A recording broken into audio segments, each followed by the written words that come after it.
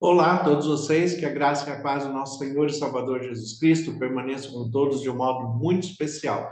Juntos mais uma vez para meditarmos na palavra de Deus, buscando direção espiritual e sabendo que Jesus Cristo tem estado conosco e nos concedendo aquilo que nos é necessário para que compreendamos a vontade de Deus em nós, que é sempre boa, agradável e perfeita.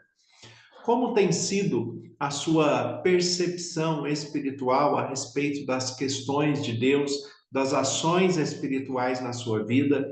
Como tem sido a direção de Deus através da Bíblia, como de fato regra de fé e prática para você que é cristão e tenta buscar compreensão acerca da palavra de Deus, colocando em prática aquilo que o Espírito Santo revela a você a cada momento?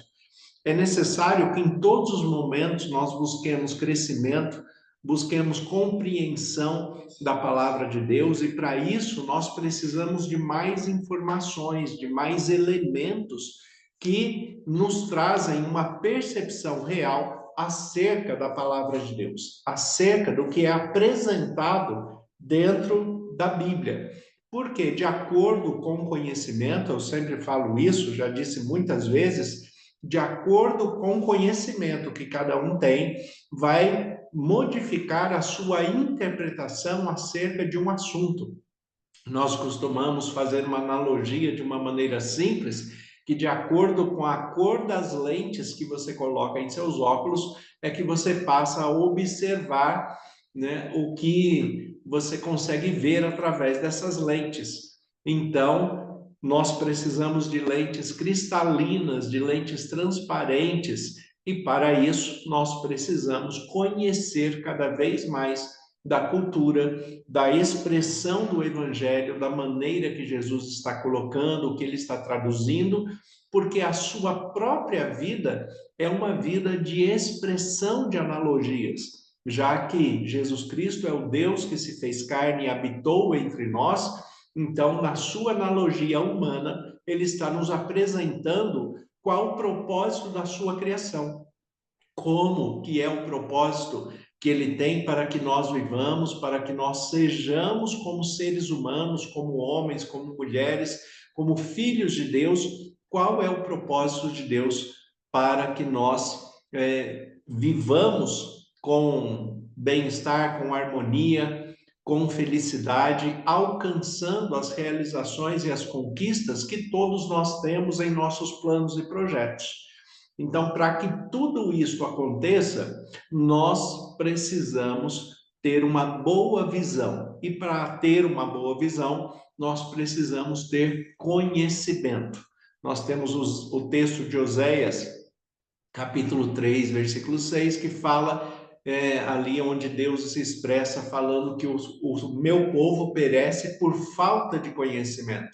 Então, nós temos que buscar cada vez mais conhecimento, crescer no conhecimento da estrutura humana, no desenvolvimento humano. Quando nós olhamos para a Bíblia, nós olhamos que, apesar de podermos fazer aplicações atuais da Bíblia, a Bíblia foi escrita num tempo em que havia uma cultura diferente. Mas por que a Bíblia continua sendo atual?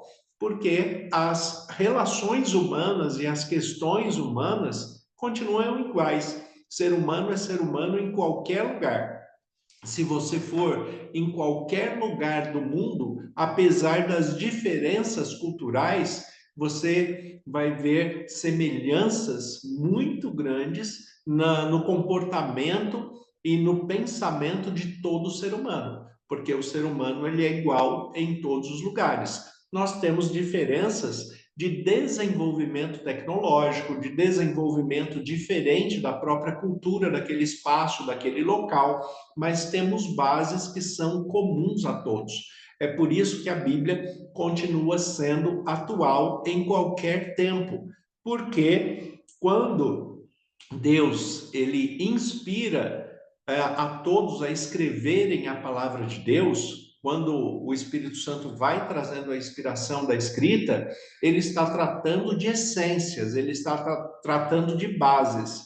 E estas bases são comuns a todo ser humano, independente da época, independente da cultura local, independente que seja homem ou que seja mulher. Princípios e valores de caráter, de personalidade, de relações sociais, de integridade pessoal, né? Isto são bases comuns para o ser humano, independente que ele seja homem ou que ele seja mulher. Então, quando nós tratamos da Bíblia, nós estamos tratando de bases da estrutura humana, onde Deus nos apresenta o seu propósito de como nós deveríamos ser.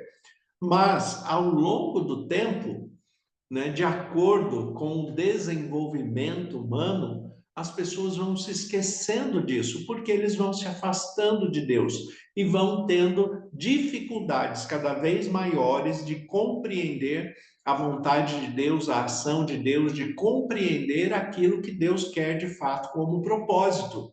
E é por isso que as lentes da visão espiritual vão ficando turvas, vão ficando embaçadas.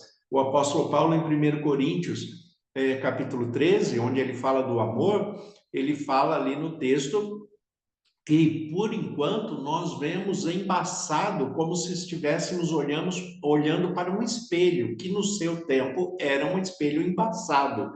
Então, ele fala, nós não conseguimos ver claramente hoje. E cada tempo, cada década, cada século, né? Nós já estamos aí com 2 milênios depois da ressurreição de Cristo Jesus.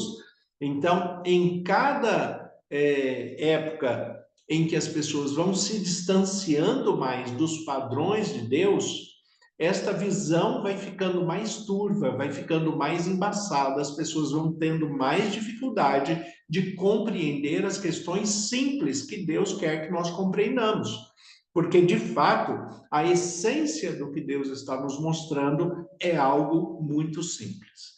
E exemplificando tudo isso que eu estou apresentando a vocês, nós temos o texto de Marcos, capítulo 8, o versículo 22 em diante, onde nós temos a cura de um cego em 2 etapas. É curioso esta expressão, mas como o apóstolo João escreve, né, que tudo o que Jesus fez, ele fez como um sinal para que nos trouxesse um ensino, nos trouxesse uma compreensão maior. Então, aqui também nós temos, no texto de Marcos, capítulo 8, o versículo 22 em diante, nós temos uma expressão desse ensino de Jesus nos explicando algo maior a partir desta cura, desta história em 2 etapas. E o texto ele diz assim: então chegaram a Betsaida e lhe trouxeram um cego, rogando-lhe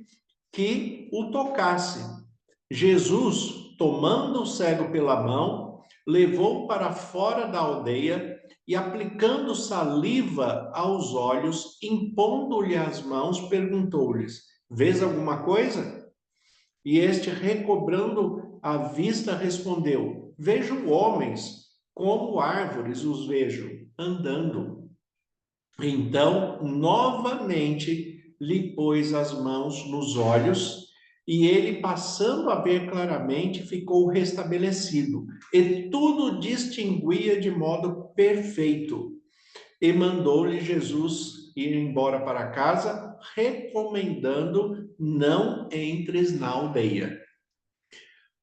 Por que que esse texto ele tem alguns detalhes que estão curiosos, né? Que são interessantes quando nós aplicamos para a nossa vida atual? Porque, primeiro, o fato deste homem estar cego. Quantas pessoas estão cegas na vida? Cegas no sentido de não compreenderem a vontade de Deus, não compreenderem a direção do Espírito Santo, não compreenderem o sacrifício de Jesus Cristo e não compreenderem que Deus quer apenas o melhor para você e para a sua família. Muitas pessoas caminham em dificuldades, em sofrimentos, sofrimentos emocionais, dificuldades relacionais, dificuldades conjugais, dificuldades no seu ambiente de trabalho, dificuldades pessoais com as suas questões psicoemocionais, as suas questões pessoais que são difíceis de administrar, porque desprezam ou desconhecem totalmente acerca da palavra de Deus. Então, existem pessoas que, dentro desses parâmetros, são considerados cegos espirituais, mas que, ao toque de Jesus, ao toque da palavra, se ele realmente se abrir para receber a orientação espiritual, ele vai voltar a enxergar.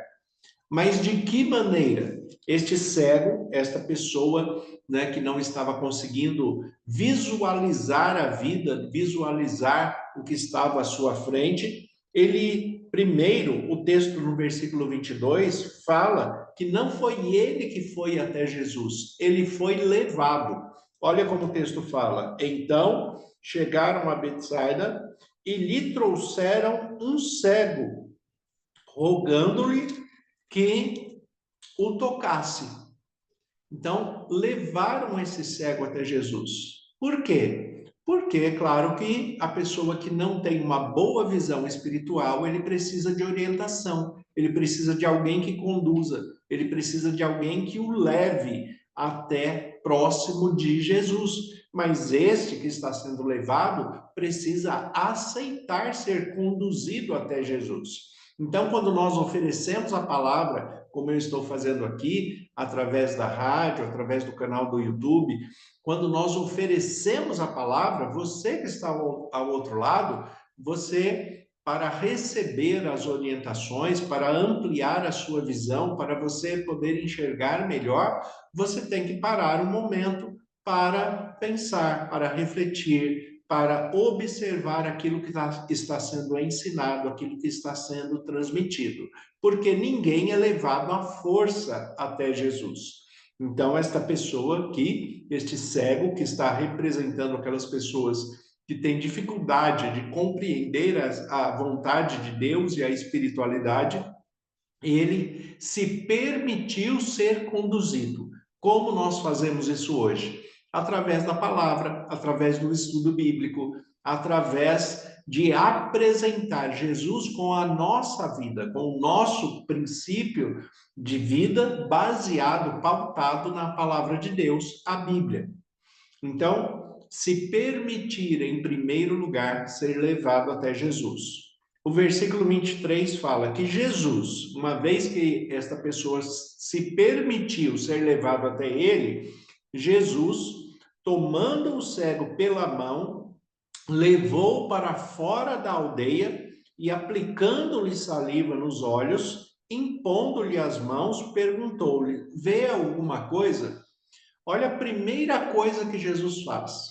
A pessoa foi levada até Jesus. Ele se permitiu que alguém o levasse até Jesus. Jesus não cura imediatamente. A primeira coisa que Jesus faz é tirar esta pessoa da aldeia. O que ele está representando aqui? O que ele está mostrando? Que tem pessoas que, para receber o toque curador de Jesus, que para compreender as coisas espirituais, ele tem que ser retirado daquele ambiente que ele está, porque o ambiente não é bom, a companhia não é favorável, aquele estilo de vida, aquele modelo de vida, se ele permanecer ali, o estudo, a visão espiritual que está sendo transmitida para ele não será eficaz, porque não é um ambiente propício para o crescimento, para o estudo, para uma boa visão. Então, a primeira coisa que Jesus faz com este homem é tirá-lo daquele ambiente. Tem pessoas que precisam ser tiradas do meio de amizades, tem pessoas que precisam ser tiradas no meio de um ambiente que é impróprio, né, dentro da percepção da moral, da ética, do respeito. Tem pessoa que tem que sair do ambiente para poder seguir a Jesus. Tem pessoas, inclusive, que têm que mudar o seu ambiente profissional, porque o ambiente que ele vive não é propício e não é favorável para que ele compreenda as questões de Deus. Tem pessoas que têm que mudar, inclusive, de amizades, de relacionamentos fraternais, relacionamentos de amigos, porque tem amigos que são especialistas em tirar o pior de nós. Eles conseguem trazer à tona o pecado de cada um, levando a se comportar de uma maneira inconveniente. Então, a primeira atitude de Jesus é o versículo 23. Jesus, tomando o cego pela mão, levou-o para fora da aldeia, tirou daquele ambiente. E aí ele fez o quê? Aplicando-lhe saliva aos olhos e impondo-lhe as mãos, perguntou-lhes: vês alguma coisa? Jesus começou o processo do ensino, o processo de cura, o processo de apresentar a palavra. É isto que ele está representando aqui com esse texto, né? O cego, né? O versículo 24. Este, recobrando a vista, respondeu: vejo homens, porque como árvores o vejo andando. Então, o que aquele que era cego está falando agora a partir deste primeiro toque de Jesus? Ele está falando: olha, eu comecei a enxergar, eu estou enxergando alguma coisa, mas eu não estou vendo com nitidez. Isto acontece com muitas pessoas que começam a estudar a Bíblia, estudar a palavra de Deus. Olha, eu comecei a compreender alguma coisa, mas não estou compreendendo com clareza. Eu preciso de mais estudo, eu preciso de mais conhecimento, eu preciso de mais tempo de leitura da Bíblia, eu preciso de mais oração, eu preciso de mais comunhão com Deus e com o Espírito Santo para compreender as questões espirituais. Então, é isso que Jesus está representando aqui. Num primeiro contato, as pessoas elas começam a visualizar algumas questões espirituais, mas ainda não têm a nitidez. E o que é preciso para que enxergar nítido? Permitir que Jesus continue ensinando, continue fazendo a obra, continue fazendo o seu trabalho, continue oferecendo o seu toque curador para que você consiga ver com clareza e compreender a vontade de Jesus na sua vida.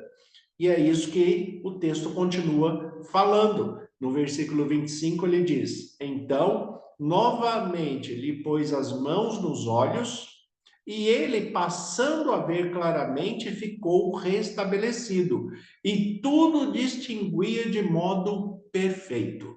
Então, aqui, quando Jesus o toca pela segunda vez, agora ele já vê com mais clareza, com mais compreensão e começa a ter discernimento, ele começa a distinguir, que é o que a Bíblia coloca como a expressão da maturidade.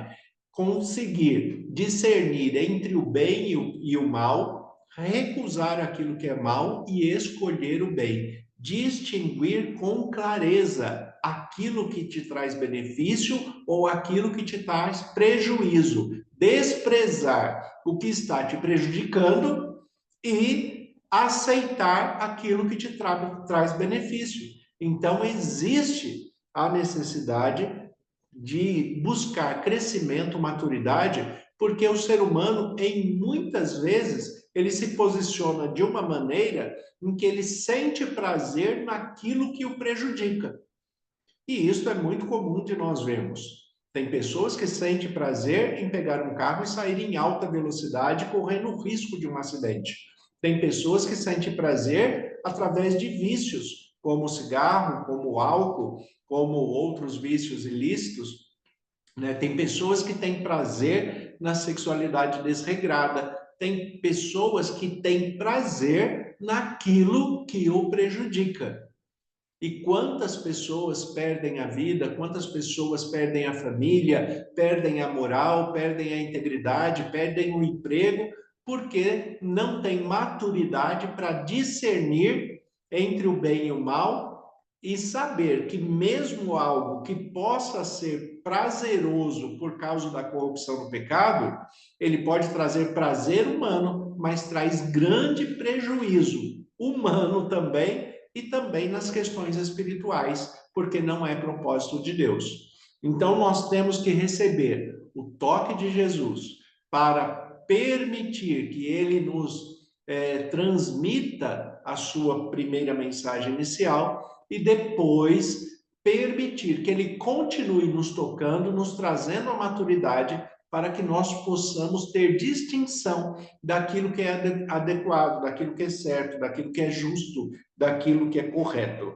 E aí sim nós vamos poder enxergar perfeitamente qual seja a boa, agradável e perfeita vontade de Deus, como fala o apóstolo Paulo em Romanos capítulo 12, versículo 2. Que nós temos que conhecer qual é a boa, agradável e perfeita vontade de Deus. No versículo 26, o texto é concluído falando que Jesus mandou embora para casa, recomendando que não entrasse na aldeia. O que Jesus está concluindo agora? Agora você está curado, agora você está vendo perfeitamente, não volte para o lugar onde você estava cego. Não volte para o lugar aonde estava te prejudicando. Não volte para o lugar aonde estava trazendo malefício para a sua vida, aonde estava embaçando a sua visão, porque do mesmo jeito que você aceitou a palavra de Jesus e foi curado para enxergar perfeitamente, se você voltar, se você regredir, você vai voltar a ficar cego de novo, vai perder a visão espiritual, não vai compreender mais daquilo que Deus está querendo mostrar para você. Então, existem ambientes que nós temos que deixar para trás. Existem pessoas que nós temos que deixar para trás. Existem relacionamentos que nós não podemos prosseguir com eles, porque eles nos fazem mal, eles nos afetam, eles nos deixam cegos espirituais, a ponto de nos comportarmos de uma maneira que seja desaprovada por Deus. Então, o que Jesus coloca aqui, ele fala: volte para casa, mas não volte ao mesmo ambiente que estava prejudicando você, ao mesmo lugar, à mesma amizade. Não volte para o lugar que estava prejudicando a você, porque senão você vai ter sérios problemas. Jesus, ele quer que nós vejamos com clareza o seu propósito, a sua ação e tudo que ele tem a nos ensinar. E desta maneira, nós vamos vivendo cada vez melhor, com mais paz, com mais felicidade, sabendo que Deus tem cuidado de nós. Senhor, nosso Deus e Pai, nós te agradecemos pela tua palavra que é viva e eficaz. Como ministro do Evangelho, em nome de Jesus, eu peço as tuas bênçãos sobre todos os que estão nos acompanhando e cada família que eles representam. Que o Senhor conceda da tua paz e direção, sejamos todos fortalecidos pelo teu poder, em nome de Jesus. Amém. Que Deus abençoe a todos. Tenha um excelente dia, uma excelente semana, em nome de Jesus.